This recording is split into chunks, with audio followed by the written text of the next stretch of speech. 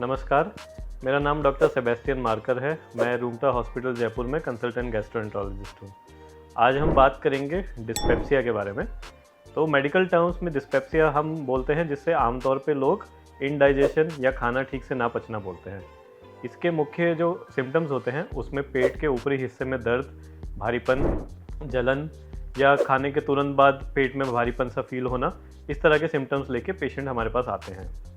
इसके कारण मुख्य कारणों की अगर हम बात करें तो लैक ऑफ एक्सरसाइज यानी कि मूवमेंट में कमी, खाने को ठीक से चबा के ना खाना, खाने की टाइमिंग्स गड़बड़ होना, सोने से बहुत जस्ट पहले खाना खाना, इसके अलावा पर्याप्त मात्रा में पानी ना पीना, खाने में पर्याप्त फाइबर ना लेना, इस तरह के कारण से जनरली ये देखने को मिलता है। इसके अलावा खासकर आजकल यंगस्टर्स में एक बहुत बड़ा कारण है स्ट्रेस की वजह से हमारे पेट में एसिड की मात्रा ज़्यादा बनती है, जिससे इस तरह की समस्याएं हमको देखने को मिलती है।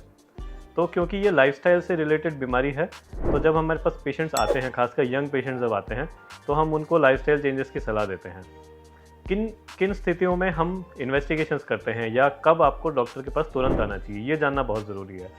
तो अगर इन सब समस्याओं के साथ साथ वेट में लगातार गिरावट आ रही है, वेट लॉस होता जा रहा है, या खून की कमी आ रही है, या आप देख रहे हैं कि मल के साथ खून आ रहा है, या जो मल है वो बहुत ही डार्क कलर का, ब्लैक कलर का आ रहा है, बार बार उल्टियाँ हो रही है, खून की कमी हो रही है, इन सब स्थितियों में तुरंत डॉक्टर के पास आना चाहिए।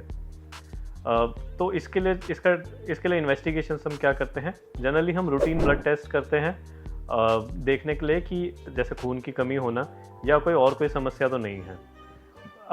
इसके अलावा कई बार हम सोनोग्राफी, पेट की सोनोग्राफी करते हैं। ज़रूरत पड़ने पर, खासकर जब रेड फ्लैग साइंस जैसे कि खाना निगलने में दिक्कत होना, बार बार उल्टियाँ होना, खून की कमी होना, उस स्थिति में हम एंडोस्कोपी की सलाह देते हैं।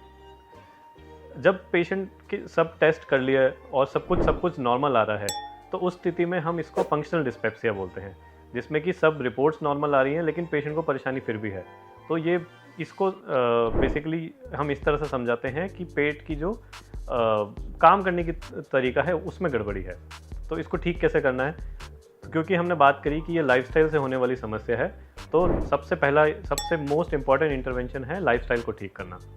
तो उसके लिए खाना टाइम से खाइए, खाने को अच्छे से चबा के खाइए, पर्याप्त मात्रा में फाइबर, पर्याप्त मात्रा में पानी लीजिए, स्ट्रेस कम करने के तरीके ढूंढिए जो भी आपके लिए काम करता है, चाहे वो एक्सरसाइज से आपका स्ट्रेस कम होता है, चाहे मेडिटेशन से कम होता है, जिस भी तरीके से होता है, स्ट्रेस को कम करना ज़रूरी है।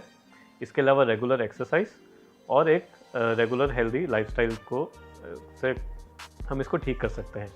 खाने पीने में बहुत ज़्यादा ऑयली फूड, बहुत ज़्यादा मिर्ची मसाले वाला खाना, इसके अलावा बहुत ज़्यादा प्रोसेस्ड फूड, इन सबको अवॉइड करके हम अब इस तरह की समस्याओं से बच सकते हैं। धन्यवाद।